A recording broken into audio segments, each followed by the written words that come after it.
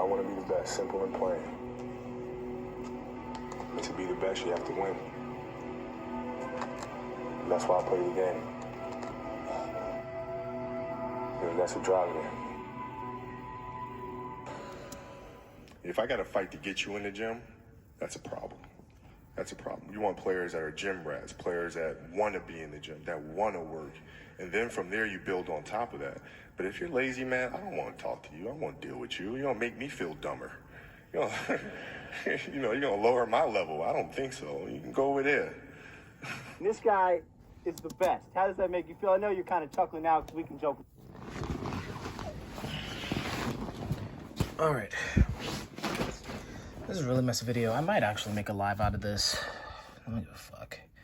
But, okay, so continuing on in my efforts to try proving OP or using officially typed people to help me at least see what their type is based on clips.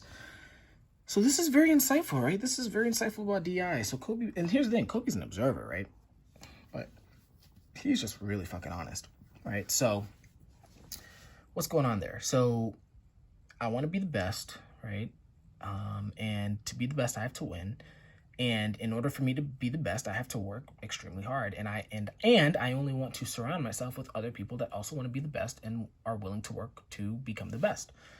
That's all DI, you know? I'm not even, I mean, maybe you could argue that the best talk is SC talk, maybe, but fundamentally that's DI, right? I want to be at the top. I have a certain standard for myself and I have a certain standard for the people around me. And I'm not going to tolerate anything less. And Kobe Bryant is notorious for imposing his standard on everyone around him, and it made him very lonely, right? That's where the aloneness comes in, right?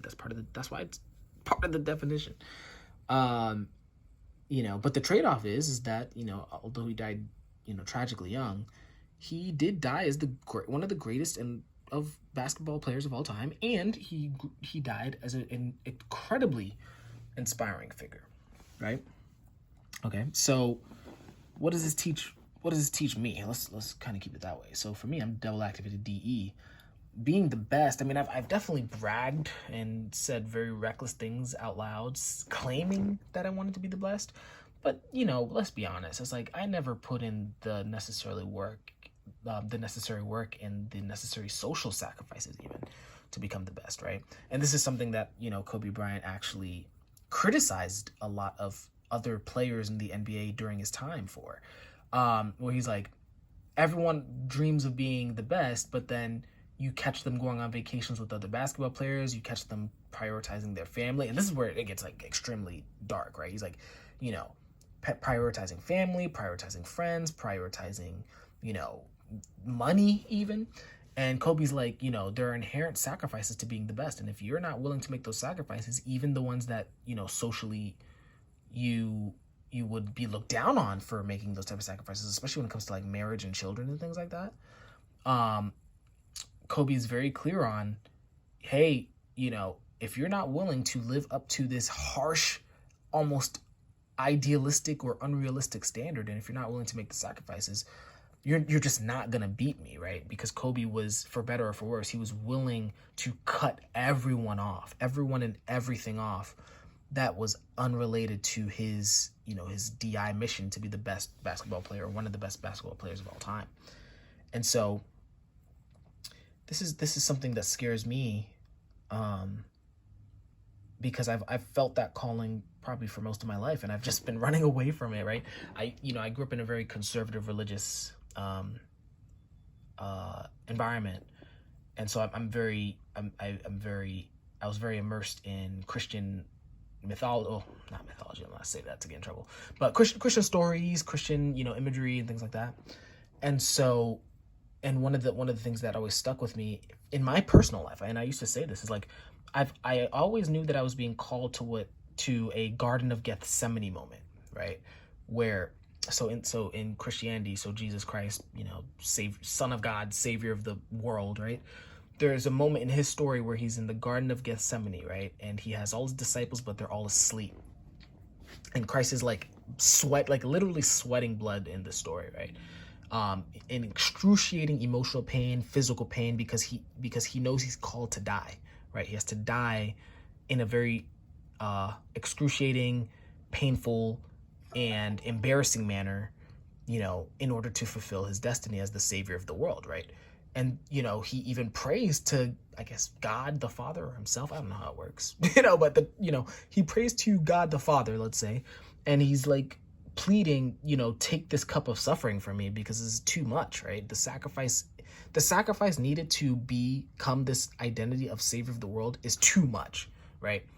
But eventually Jesus does the right thing, and he's like, hey, if it's your will, if this is the sacrifice I need to make in order to be the best of all time, like literally, in his story, the best human God hybrid of all time, then I'll do it. And for me, that's always been a calling that I would say my masculine FI specifically has been bothering me about for like easily a decade or two. Is like, you need to go on a path, and everyone's gonna hate you, and for a while, right? Because you're gonna be like unsociable, right? Like you're gonna be annoying, and you're gonna rub people the wrong way, and you're probably gonna be overbearing at times unnecessarily, and you're not gonna know how to balance this path with your social life for probably a long time, right?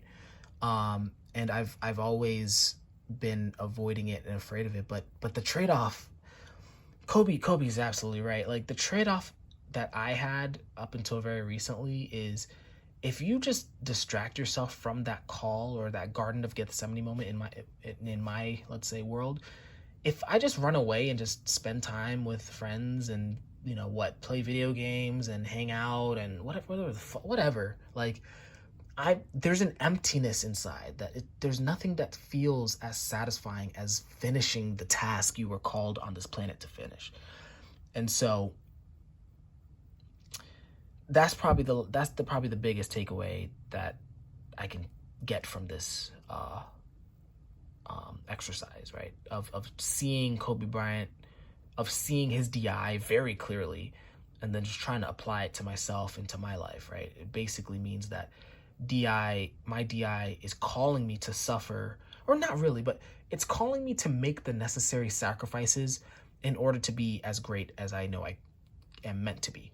And so that's really, and I guess the hope is, and this is where DI can be inspiring, is that Kobe went through that pain, he went through that suffering, he went through that sacrifice voluntarily, and he reaped the rewards of that, and he became that person. So I guess that is the hope. That is the hope that DI or Savior DI or people who do DI provide to the world, where they're like, look, I'm showing you by example that this shit sucks, but there is a beautiful other side to this journey. There is a place where you become that person instead of just dreaming about that person. So that's about it. I don't know when I'm going to post this. I'm not sure if I'm going to post it tonight or if I'm going to post it, weeks down the road, just to keep my queue up.